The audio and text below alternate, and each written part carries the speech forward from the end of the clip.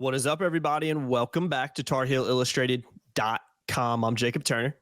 He's THI publisher Andrew Jones, and AJ. We are here for another edition of the UNC basketball show. A lot to talk about. It's been a couple weeks since we've done one of these. Obviously, Carolina played some games since then, coming off a win over Oklahoma most recently on Wednesday night. We're recording this on Friday afternoon. Not exactly sure where we're going to run this, but just so people know, recording this on later on Friday afternoon. So AJ, real plan Saturday, maybe. Okay. Yeah, no, we discussed it a little bit. I know I don't think we quite ironed it out, but Saturday you're leaning towards. That makes sense. Yeah, it's a good day. Saturday's a lot of people be traveling. Yep, true. Pop in there. You have your wife put her headphones on to listen to whatever, and you pop in Jacob and AJ and let them roll in.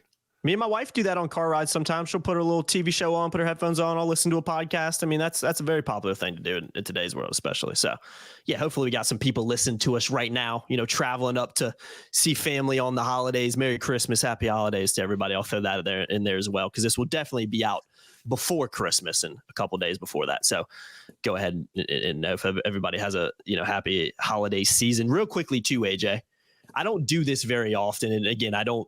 When you hear what I'm going to say, you'll know why I don't do this very often. It doesn't happen very often, but I want to give a quick shout out to someone. Who give a shout out to a guy named Joe. I met him at Planet Fitness a couple weeks ago. I was pumping iron, getting swole, as the kids say. And I had a guy named Joe walk up to me. He was like, "Are you Jacob Turner from Tar Heel Show?" I was like, "Yeah." We started talking basketball. I told him Carolina was going to beat Kentucky. This was before the Kentucky game.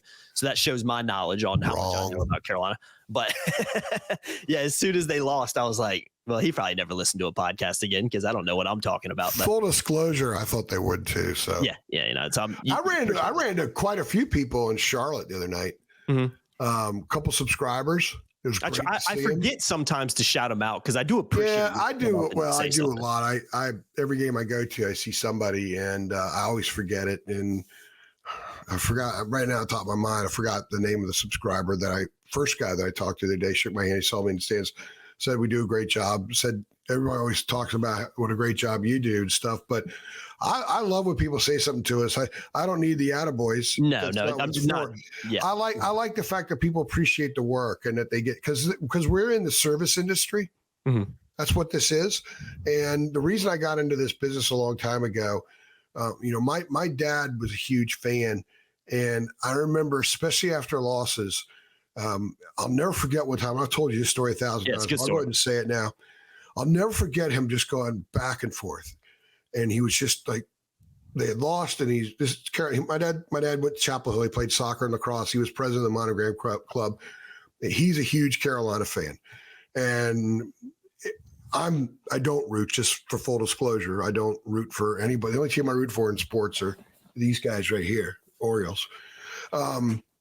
So my mission the entire time I've been in this industry has been to answer the question that he was pumping his fist back and forth, walking back and forth, because they had just lost to Georgia Tech or something like that in basketball.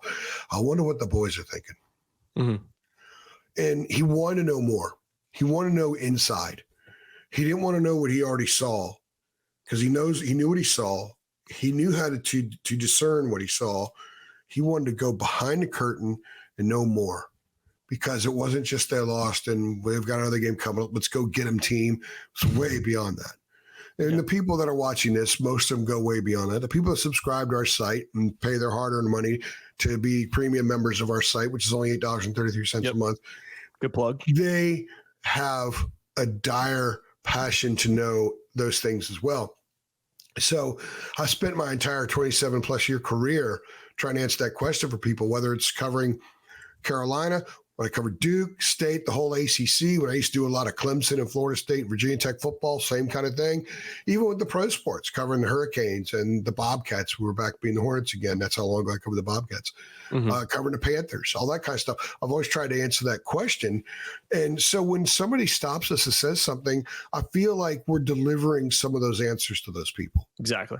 And we're providing that service. And that's what I get. I'm not an attaboy guy. I've never entered any of my writing into an award contest, because I don't think it's about the byline. I think it's about the subject. I'm just a facilitator. Mm-hmm. And I'm not trying to say I'm holier than thou or I'm better than the people that do. And I don't mean anything like that at all. Yeah. I'm just saying that I don't want to get lost in my mission. My mission is to answer that question that my dad always has. And it's a broad scope to that question, obviously. Yeah. So whenever somebody does stop us, that makes me know that, hey, we're doing that. And that's what we want to do. So if you see us out there, say, hey.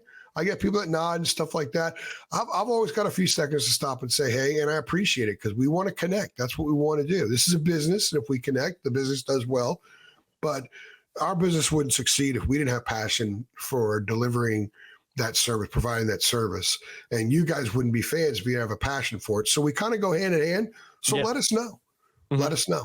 No, yeah, I appreciate it. I always feel weird kind of shouting out people on pods, not because I don't want to shout them out. I always appreciate them coming up and I like to give them a little shout out, but it's more so I don't want people to think that I'm shouting it out because, someone came up to me and said, oh, you're Jacob Turner. No, it has nothing to do with that. I just appreciate the listeners. Again, if we didn't have fans, AJ, that followed our site and watched our YouTube, then we wouldn't be in business. We report, that's why we do it. It's without the fans, without our subscribers, we wouldn't be able to do this. So I had several young women stop me and say, what's Jacob Turner really like? Now that is a lie. By the way, you're pumping iron now? Oh man, yeah, man. I've been hitting the gym, man. Trying to, like I said, trying to get swole over there. I'm trying to get yoked up a little bit, man, as the kids say. Yoked up and swole. Yoked up a little bit, I'm not on the protein shakes. I'm not on the pre-workouts, but I'm hitting the gym, getting the cardio, getting the lift in. 4 days, 5 days a week at least. I'm working hard over here. I'm trying to be like you, man, getting those steps in every day. I'm going to imitate my inner Greg Radigan. He's a guy I grew up with that nobody knows who he is, but you've all known Greg Radigan. I'm going to go back and have some raw eggs. Yeah, I'm not that guy. Greg was the kind of guy that he would love to drink raw eggs in front of the girls. Oh, man. I am not that guy, but, who knows? Can't rule it out. He's the guy that would pull the sleeve up. Yeah. And he'd sit like this and he'd try to pump his bicep out and stuff like that. 100%, man.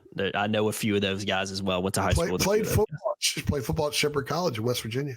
Had to. I about to say, I hope he played somewhere if he's pumping iron all the time. And he had an unincorporated business back in the day, Keg Party Incorporated. Oh, Jesus Christ. What he called it. He used to throw keg parties. Oh, we're going way off the rails. We haven't even started yet. We got basketball to talk about. Anyway, say hey. We appreciate it. We appreciate it. Yeah. We like to know that we provide the service. Yeah. So. Shout out to Joe. I had no idea we were going to spend 47 minutes talking about that. Again. So we got hoops to talk about. Yeah, we'll move on to hoops. Shout out to Joe. Don't know didn't get his last name, but again, Planet Fitness. If you're watching, you're talking about. There's only a couple of Joes out there. Exactly right. That's not a very popular name. Exactly.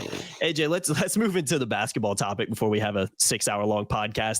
Let's talk about kind of Carolina's schedule. Obviously, since we've done a pod, I think it's been Kentucky and Oklahoma. I'm trying to remember the last time we did it, but I think those are the only two games. Carolina had a big break in between. Because they had the 10-day break in between. Yeah. Yeah. So it's lost to Kentucky and then a win over Oklahoma 9-day break on Wednesday night. Yep. Now they got another break ahead of Charleston Southern and they dive into ACC play. So what's Carolina's schedule over the next? I think the next game's on December 29th. So big break in between there. I'm assuming going home for the holidays a little bit as well, getting some of that time off, going to practice too. But what can you tell us about Carolina's schedule between Wednesday night and the 29th? They were released after the game Wednesday night to go home, and they're reconvening back at Chapel Hill on the 26th. It's a long break for them to go home. Nice break. So that's basically 6 days, 5 days. They'll be at home, so be careful what you eat. I'm sure that they've been told about that. And then they come back, they'll practice 27th, 28th, play Charleston Southern 29th. It's a perfect time for that game. They can sweat out a lot of stuff. Charleston Southern's in like the 300s in the net rank. It shouldn't be an issue. And then they zero in an ACC play. So they get a considerable amount of time at home, much more than usual. And Hubert said that he's going to totally turn away from everything and just family, which is good because I wish I could do the same. I would love to have 3 or 4 days where I don't have to worry about anything other than I don't even want to hear THI. You know what I mean? Yeah. They get that, which is pretty wild. We won't. But that's what they're going to do. So this will be good. The break's always good for these guys because the grind is so intense and it's so constant, so long. So they get a nice little break, get back 26. They'll practice the night 26. They'll sweat a lot of the holiday cheer out of them and move forward. And I think they're all at home on break right now. Feeling pretty good. RJ said we didn't want to take a third straight L into the holiday break. It would have made it much tougher. Not only did they get a W, but they got a really good W, a very important W. It's going to help them for the rest of the season. And I think they grew as a team. So they should be feeling pretty decent about things. They played a very difficult schedule. They just finished a gauntlet, unlike anything they're going to face the rest of the way until they get to the NCAA tournament. And it's probably a comparable gauntlet they would face there, to be perfectly honest. Might even be tougher because you're not going to play in succession Tennessee, UConn, Kentucky, and Oklahoma. You might, because of Sweet 16, you could end up getting a team maybe at Tennessee's level, but that's a pretty healthy stretch there. So I think they're in a pretty good place. There's a lot to learn. There's a lot to improve, but there's also a lot of things that you got to like about what they do. So I would imagine this break is a pretty good one for them. They're getting some good downtime without stressing too much. Yeah, that's big time. Again, especially after the gauntlet that Carolina's gone through. Always good to have that break during the holiday season too, just to step away for a second and, hang out with family and just, relax for a little bit. So that's obviously important before they, like I said, Charleston Southern, then it's ACC play and it's a mile a minute. So we did a drop a couple of days ago on talking about Hubert's adjustments and giving him some flowers for some of the adjustments we've seen, not only with bench production, but defensive switches. We really saw that it really a stark contrast between the two from the Kentucky game to Oklahoma. So we're not going to spend too much time on that. Go watch the drop. I think that was even close to a 20-minute drop. It's a little bit longer than what we typically do. So go watch that drop if you want to hear a little bit more about that. But AJ, just to talk about the Oklahoma game, because I haven't had a chance to talk with you about it. Edge, I think Carolina played with that. I think effort, I don't think it's really been a question at all this year so far, but we saw Carolina have to kind of tough that one out. We're in control of that game for large stretches, but Oklahoma did cut it, close, especially as it went late in the second half, and Carolina was able to pull away a little bit and end up winning that game, relatively comfortably in the end. But again, I think that Oklahoma game in particular, undefeated Oklahoma, another strength of schedule in great, but still an undefeated team. It's in Charlotte, coming off a loss to Kentucky. Armando even called it kind of a must win, for lack of a better word, is kind of how they were approaching it. So again, I think a lot of positives to take away, not only from a player perspective, but from a Hubert Davis perspective, from what we saw from Kentucky to Oklahoma. A little bit of growth there, I think, from the team. Yeah, I think Oklahoma's schedule is better than people giving it credit for. They beat Arkansas. They beat Providence. They pounded Providence. Yeah, 10-0. They beat Southern. They beat Southern Cal. I mean, they had some pretty good wins in there. They were very impressive. It's a good team. Carolina started the game 12-2, and they closed at 11-4. So they've had a bit of an edge. They've had great effort in every game. I don't think there's been games where they just didn't have effort. It's just the level of edge. The level of edge wasn't as high as it needed to be in terms of physicality. Like, they didn't respond well against Kentucky. With Kentucky would throw an elbow, they didn't throw the elbow back the right way. Against Oklahoma, they did. In fact, they were the ones throwing the elbow at times, so they had more of an edge. I think the effort's been there. The effort's not going to be a problem with this team. They're going to go through lulls because they're human. It happens to all teams. The best teams out there have their lulls. Connecticut got beaten by Seton Hall the other night. So that happens. It's college basketball. It happens. But what I really like about what the Tar Heels did in this game was Hubert made some adjustments, especially defensively. More drop coverage by the big instead of the switching. And I just thought that they played with more of a lunch pail mentality. And this club's going to need that. They're not going to be a dominant rebounding team. They've been out rebounded by 27 in their last 3 games. I thought the most important stat of the Oklahoma game was that Carolina gave up 11 offensive rebounds, but only 2 second chance points. They challenged stuff there. Okay, Oklahoma got the board, but we're going to make it hard to put back. To get the second chance points, then that's huge, and that could have been maybe why they won the game in the end. So I think the club saw that. They talked afterward about their defense and about their edge and the physicality and just playing with more want. People say, well, how can you not want to win? We want to win so much. It's a different kind of investment. And when you're rooting for a team to win and you want them to win so bad, there's nobody getting in your way trying to impede that desire, that intensity. For them, they have to play another team that wants to win too. So it's going to get challenged every time. And so the one has been there. It's the edge, and it's maintaining that edge. I thought that they did a great job with that the other night. So when they when they're in this break, right now. Not only are they going off a win, but they know, okay, look, that's how we have to play. That felt good. When you're Zayden High, I got 12 minutes in the game and I threw my bows around and I threw my hips around and I was around the ball and I was an agitator out there. That's what I need to be moving forward for this team. Everybody knows what they're supposed to be now. I think the roles are understood. And as we've seen evolve, it's Seth Trimble and then whoever else is the flavor of the day, depending on what needs are that game. And that's why having this kind of bench is so valuable, because you've got different guys that Hubert can tap into there that can provide certain needs. And some days you go out, you need an umbrella. Some days you don't. Mm-hmm. And sometimes, he's got a lot of different umbrellas on that bench that he can use. Mm-hmm. And so that's kind of where they are now at the break. I think the kids know this. I thought that their way they responded in talking to us about the win the other day was very healthy, was very positive. They needed that for their confidence. They kind of thought that they were something, but after that win, they knew that there's something. That doesn't mean they're always going to be that team. And that doesn't mean they're always going to do things where they look well coached or they look like they have great basketball IQ, because that's the way of the sport. And that just tends to happen sometimes. But they can line up a lot of positives with them right now as they're sitting around talking to family members about the team. And they wouldn't be wrong with any of those positives, because there are plenty with this group. And I think they have a very bright future moving forward, especially once they get to these first 3 ACC games, because they start the year on the road against 3 teams that can absolutely beat them. One team, I think, is the best team in the league, Clemson. Mm-hmm. Right now, they're the best team in the conference. So, yeah. Doesn't mean they're going to end up that way, but they are at this moment. Yeah. So I think they got to feel pretty good. And it's good that they have this going into that stretch, because they're not going to get anything out of Charleston Southern. No. They're going to have to go to Pitt, go to Clemson, go to State. But if you can do what you did with Oklahoma on a neutral site, you should be able to play those other 3 teams well enough and with the kind of edge that's needed in order to gain a win in any or all 3 of those games.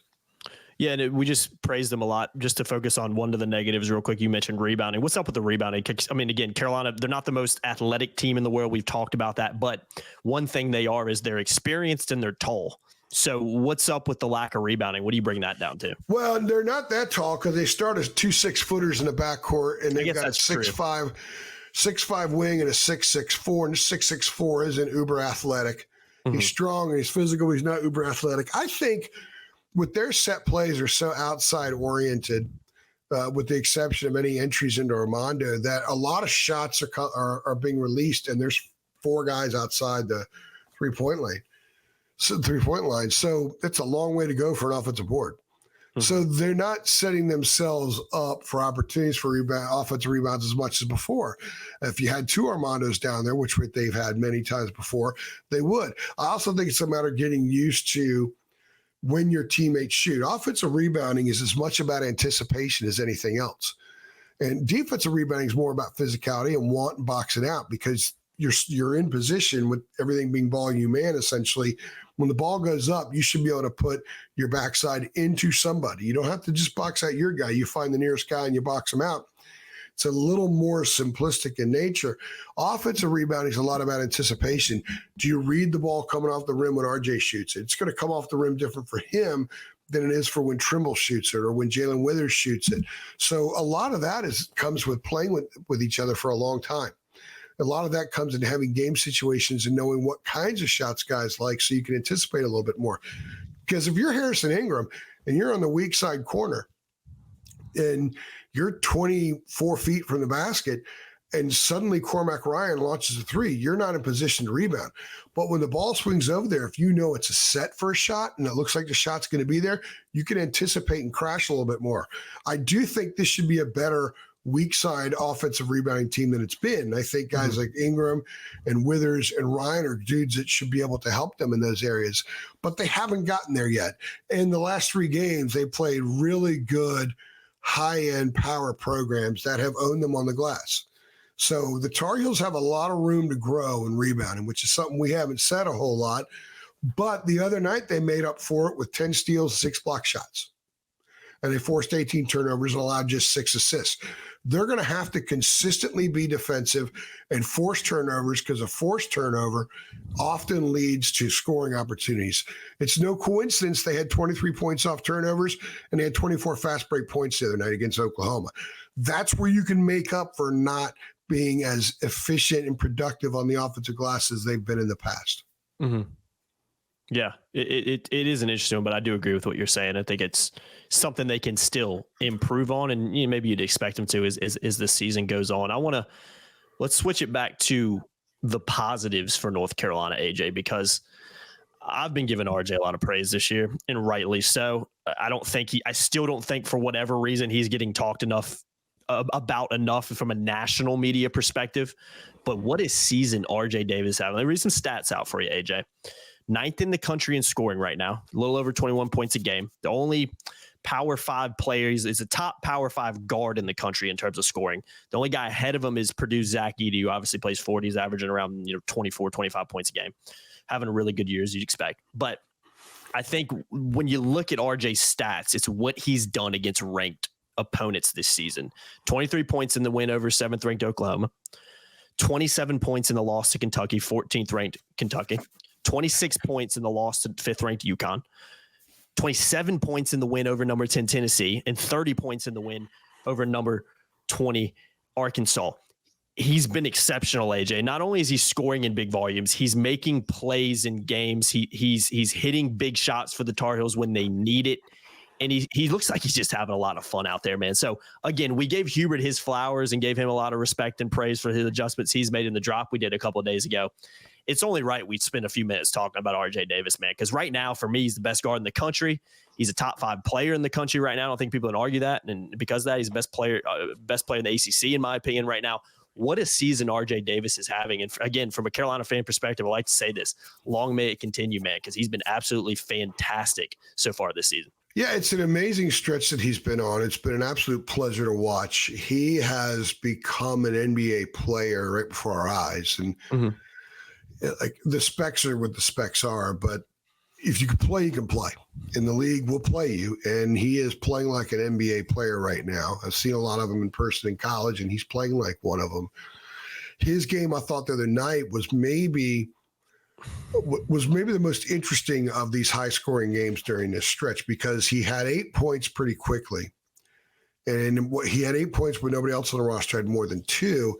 And then he kind of backed off, and they made that push and played really, really well for the rest of the half, and he didn't score for a while. Everyone else started scoring, and that's when they're their best. Now, Dean Smith used to say, you got a guy who scores 25 points a game, find me 4 others who want to play with him.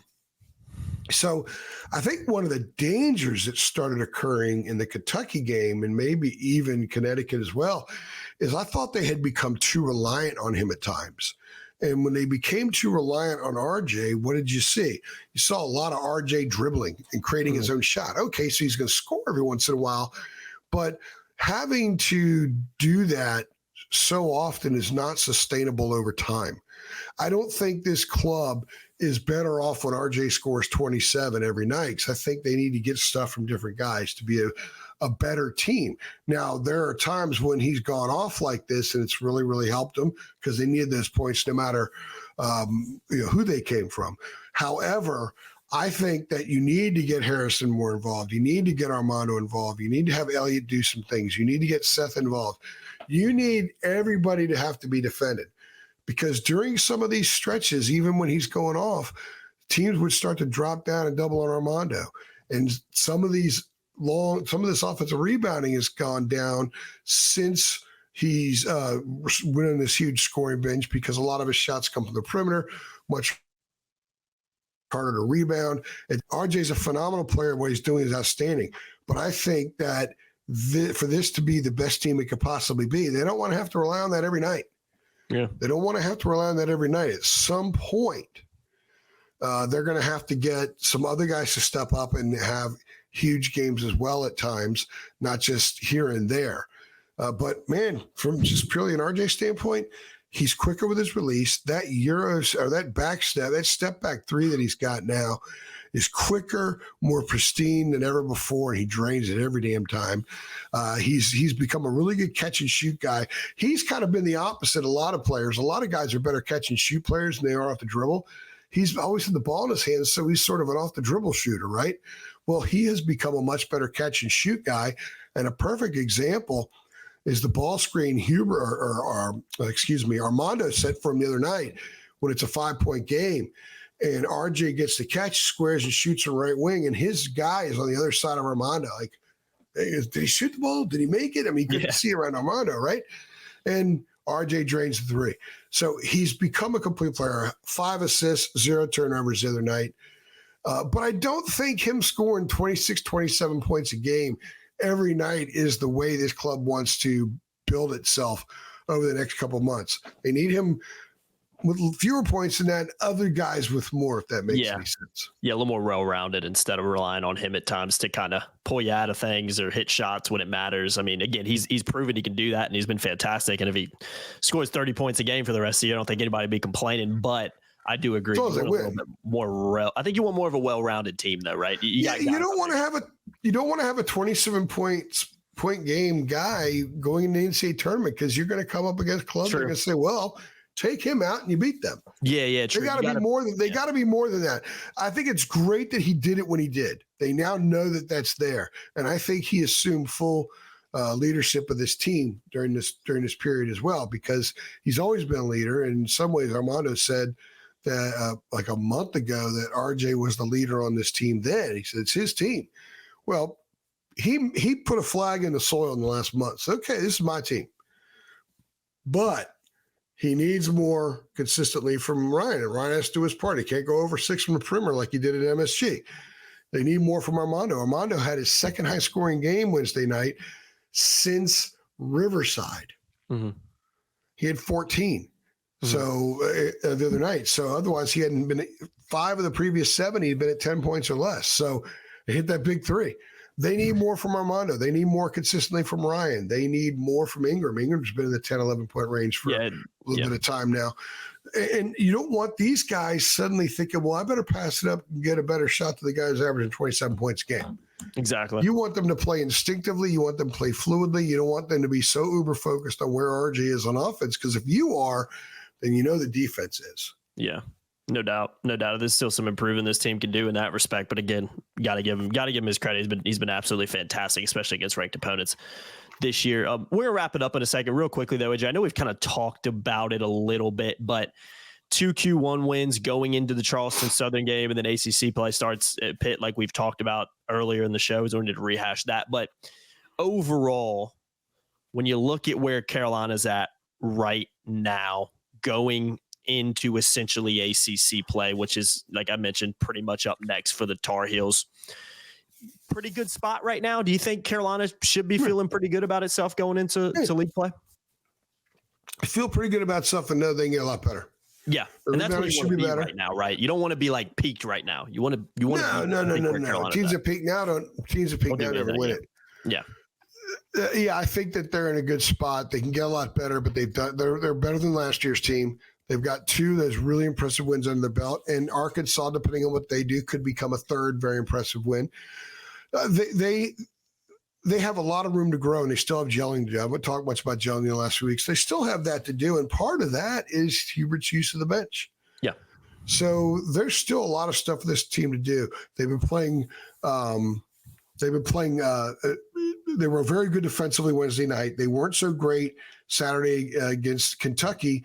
So their defense has been kind of sporadic at times, and they made some tweaks with the switching and everything else.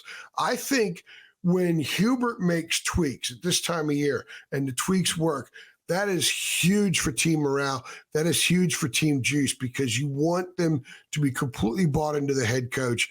And I don't think that there's a doubt that this group is fully bought into Hubert and everything that he's telling them, because a couple of the buttons he's pushed have worked really well. So they're into the break having confidence about themselves. They're into the break saying, okay, we got some of these really big wins under our belt. We know that we have a chance to be a really good team. And they're going in the break knowing that A, Hubert has their back, B, he's already made a few adjustments, and when he's made some of these adjustments, they've worked. So I think they're in a really good spot. They're in a much better place than the club was this time a year ago. And when you look at the league, they have quite a few Q1 opportunities as it stands in the league. We'll have to see what happens to the net rankings as we move forward. But as it stands right now, their first 3 ACC games after the break at Pitt, at Clemson, at State are all quad 1 games. So they have a chance to really load up. That doesn't mean they're going to stay that way. I still think State and Pitt have a chance to drop out of being a quad 1 game. On the road, that means 1 through 75. You got to be ranked the top 75, the net, for a road game at that team to be considered a quad 1 game. Clemson's going to be quad 1 all year. No doubt about it. State, I'm not so sure. I kind of like some things about State, and I kind of like some things about Pitt. I think Pitt's growing. I think Pitt's a club that might do sort of what it did a year ago. So there's a good chance that stays a Q1 game. Get a couple wins. I think if they go 2-3 in those 3, and we'll preview that stuff as we get closer, but I think if they go 2-3, pick up a couple more Q1 wins, I think they'll be in a really good spot because then the schedule softens for a while. Mm-hmm. So I think that I really think that they've got to look back and say, you know what, we got through this okay. We had a gauntlet. We got through okay. We lost in overtime to Villanova. Villanova went and won it. I think they won at Creighton the other night. Mm-hmm. And I think it was at Creighton. Yeah, was it Creighton? I think it was. Villanova's got a couple decent wins here again. They're starting to pick it up. And I really think the win over Oklahoma was a very good win. And for as poorly as they played against Kentucky, they had the ball, the chance to tie it up at the end of regulation. Exactly. They should feel good. They have a chance to get a lot better, and they should feel good. Armando hasn't been that great. They've kind of figuring the bench thing out, and they're 8-3 with some good wins. Yeah. Exactly. Like you said, man, they're a heck of a lot better place than they were this time last year. And I think, Carolina fans expected that, but even judging from Carolina fans' reactions on social media and the boards and talk, I think Carolina fans are, pretty happy with where this team's at, pretty optimistic going into the rest of the season. Because as we've talked about, I think this team has a pretty high ceiling if they can continue to develop and make strides in the right direction. And again, just continue to get better. I think this team could do some nice things later on in the year. So. Yeah, I'll close with this. If you look at the ACC schedule, and I don't have Duke and Clemson's in offhand right now. I do know what Carolina's is. Those are the 3 right now. Virginia really looked bad against Memphis. I think the Wahoos just don't. They can't score. Up and down, yeah. They're. I think you've got to maybe favor them to finish first in the league. One of those 3 are going to finish. I think they're going to be 1, 2, 3 in that group. But I really like what Carolina. I think they can handle different things. They've proven that so far. And so if they finish first in the league, it would not surprise me. And if you were to say who's going to finish first in the conference, I don't think you're an idiot if you say North Carolina. No, not at all. I think you're the opposite. I think it's a very safe prediction to make right now. Again, a lot of basketball left. A lot of ACC play left. We'll see what happens as Carolina dives deeper into it. But yeah, good place right now. I think it's a good place to wrap this up, and it on a positive note, because again, I think Carolina fans should be feeling positive about this team going in to the rest of the season. So AJ, we'll go ahead and get on out of here. I've been Jacob Turner. He's been Andrew Jones. Again, Merry Christmas, Happy Holidays to everybody. We just hope you have a good one. I hope you're listening to this as well. I know we mentioned it earlier. Probably a few people listening to this podcast as they're traveling for the holidays. So be safe out there on the roads. And again, enjoy some downtime. You try to enjoy some downtime too, AJ. Make sure you take a day off or so. Take a few hours off. I'm taking Ellie. My wife's a nurse. She has to work Christmas Eve, Christmas Day. I know that. My mom did that a lot too. Yeah. So Ellie and I are going out to see my dad in Wilmington for a few hours. Nice. And then it's on to Charlotte for football. Yes, sir, man. And then basketball, and then Pittsburgh, stop. And yeah, it doesn't stop ever. No holidays for journalists, really, right? Sports journalists, especially. You don't know what holiday is. And by the way, shout out to our new intern, Chelsea Sipple, student at North Carolina. Yep. You're going to see more. She did the 3 things with me after the Florida State game. Her first one through the Wolves. I love that. She's like, good yeah, job, I'll do it. She did a solid job. So you're going to see more and more of her, and we're going to have another hire to announce here fairly soon as well. Maybe announce it by the time this is run, not sure, but we'll have another person coming on staff. Love some of the things that we're doing. We continue to add and change, and I am someone who's I am open-minded when it comes to this stuff. I love suggestions. I love ideas. I love changing. I don't want to be the same today that we were 10 years ago. We can always get better. It's like Tide, man. I used to joke about the laundry detergent. They said, new and improved Tide. Well, are you telling us that the last Tide that you guys rolled out there and sold to us wasn't that good? Yeah. No, that's not what they mean. They're just finding ways to improve. That's what we're doing. New and improved THI as we continue to move forward. Happy holidays to everybody. Be safe out there. And we absolutely appreciate when you guys come up and say stuff to us. It means a lot because we want to know that our work is resonating. We want to know that we're providing the service that we set out to provide. We work very hard at it. We're very dedicated to doing things the right way. And I think that we have succeeded doing that the 10 years that I've been at the helm here. And we're going to continue doing that for however many more I'm going to be at the helm here. And I'm sure it will be that way at THI after I leave. Yeah, man. Whenever that is. No doubt about it, man. No doubt about it. Well said, AJ. I think I don't need to say anything after that because I think if I did, it wouldn't be as good as that. So great stuff, guys. Again, as always, appreciate the support. Appreciate y'all watching and have a Merry Christmas and a happy holiday season. I've been Jacob Turner. He's been Andrew Jones. Any last minute Christmas gifts? $8.33 a month subscription. I mean, great idea. You can do that. I mean, that's pretty good. Especially a lot of Carolina fans listen to this. I would assume probably know some Carolina fans too that aren't subscribers. Not a bad little gift to give. And that's the gift that keeps on giving all year long. Trust me, guys. So links in the description if you want to go over to our website and sign up. Just $8.33 a month. And we appreciate the support as always. And we'll see y'all next time. Thanks.